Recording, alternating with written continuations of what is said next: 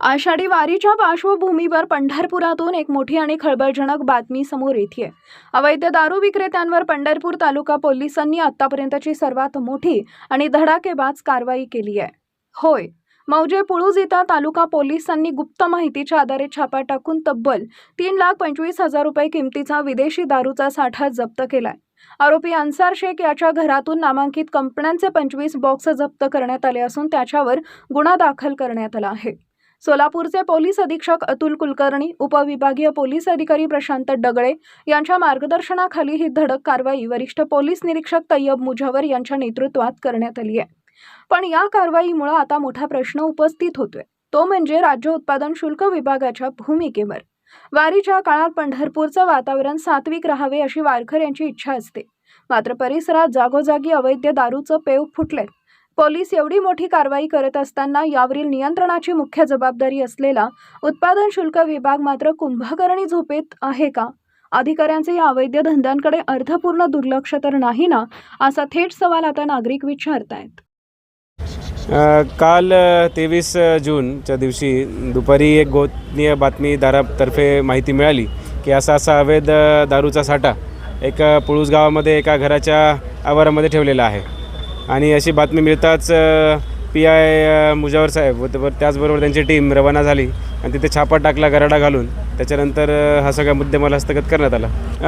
हा जो माल आहे एकूण मी जसं आधी वर्णन सांगितलं एकदा, ह्याच्यामध्ये 3,25,070 रुपये एवढ्या हा किमतीचा हा एकूण मुद्देमाल आहे. त्याच्यामध्ये वेगवेगळ्या सायझेसचे बॉटल्स आहेत. 2 लिटर्सच्या रॉयल चॅलेंज व रॉयल स्टॅगच्या बॉटल्स आहेत. रॉयल स्टॅगच्या 44, रॉयल चॅलेंजच्या 9, 2 लिटरच्या बॉटल्स आहेत. त्याचबरोबर 375 mlच्या Royal Stag, Royal Challenge, McDowell ह्या कंपनीच्या बॉटल्स आहेत. आणि 180 mlच्या Romanov vodka, Royal Challenge, Royal Stag यांच्या बॉटल्स आहेत. असं एकंदरीत 3 लाखाच्या वर हा जो दारूचा मुद्देमाल तो जप्त करण्यात आलेला आहे. ह्याच्यावरती ओनली सोल्ड इन गोवा असं काही बॉटल्सवरती लिहिलेलं आहे. तर संशय असाही आहे की गोवा राज्यातून या बॉटल्स आणलेल्या असावा. एक आरोपी सापडलेला आहे. जसं मी सांगितलं, अन्सार शेख नावाचा आरोपी आहे. तो पुळूस गावात त्याच्या घराच्या आवारामध्ये हे सगळी मालमत्ता सापडली आहे.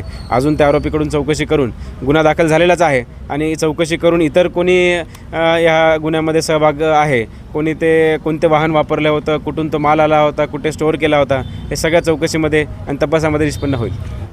ते सध्या शोध चालू आहे. ह्या आरोपीवरती आधीसुद्धा गुन्हे आहेत. किती गुन्ह्यांची यादी आहे ते आम्ही लवकरच शोध घेऊन त्या गुन्ह्याच्या अनुषंगाने सुद्धा तेच आरोपी पुन्हा ते गुन्हा करतायत का ह्याचाही शोध चालू आहे. नक्कीच आता अवैधरित्या दारू विक्री व त्याचबरोबर जे अनक्वालिफाईड दारू कन्झम्शन हा सुद्धा फार घातक आणि गंभीर विषय आहे. येत्याच मागच्या महिन्यामध्ये पुणे या ठिकाणी हातभट्टीची दारू पिऊन काही व्यक्तींचा मृत्यू झाला होता.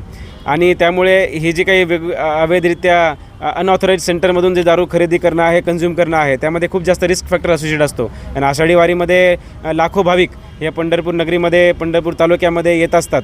आणि त्यांना अशा प्रकारचे जे काही मद्य असेल किंवा जे काही अडल्टर्ड आणि चुकीच्या पद्धतीची जे मिश्रण केलेली दारू आहे ती जर त्यांना कन्झ्युम करण्यात आली तर खूप मोठा धोका निर्माण होऊ शकतो. त्याच अनुषंगाने कारवाई करण्यात आली आहे.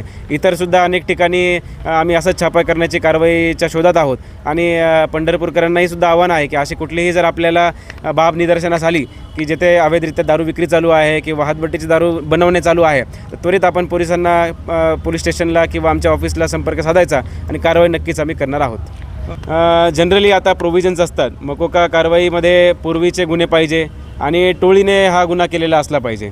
तर यामध्ये सध्या तर एकच आरोपी निष्पन्न आहे. अजून आरोपी आम्ही निष्पन्न करू आणि त्यानंतर जर ते सगळ्या हिस्ट्रीचा आणि बॅकग्राऊंडचा अभ्यास केल्यानंतर निदर्शनास आलं तर मकोका अंतर्गत कारवाईसुद्धा करू, काही हरकत नाही आहे. आता उत्पादन शुल्काची वेगळी डिपार्टमेंट आहे आणि त्यांची वेगळी यंत्रणा आहे. त्यांचे बातमीदारसुद्धा कदाचित वेगवेगळे असतात. आणि आमचे पोलीस यंत्रणा जसं की सांगितलं, अनेक विषय जे लॉ अँड ऑर्डर आणि क्राईमशी निगडीत आहे त्याच्यामध्ये आम्हाला इंटरेस्ट आहे. असे अनेक वेळा असंही होतं की दरोड्याचे गुन्हे आहेत, त्याच्यानंतर भांडणाचे गुन्हे आहेत, कोयतावारचे गुन्हे आहेत किंवा मर्डरसारखे गुन्हेसुद्धा मद्यपान करून बरेच व्यक्ती करत असतात. त्यामुळे दारूविषयी कारवाई करण्यामध्ये आमचा स्वतःचा इंटरेस्ट आहे. आणि असे जे कुठली गोष्ट लॉ अँड ऑर्डरला किंवा क्राईमला सपोर्ट करत असेल त्यावर आम्ही कारवाई करणार आहोत. ते विभाग त्यांचं ते कारवाई करतच आहेत, परंतु आम्हीसुद्धा प्रयत्नशील आहोत. ताज्या घडामोडी जाणून घेण्यासाठी शिवशाही न्यूज यूट्यूब चॅनलला सबस्क्राईब करा. आपण हा व्हिडिओ फेसबुकवर पाहत असाल तर फेसबुक पेज फॉलो करा आणि शिवशाही न्यूज.com या आपल्या वेबसाईटलाही भेट द्या.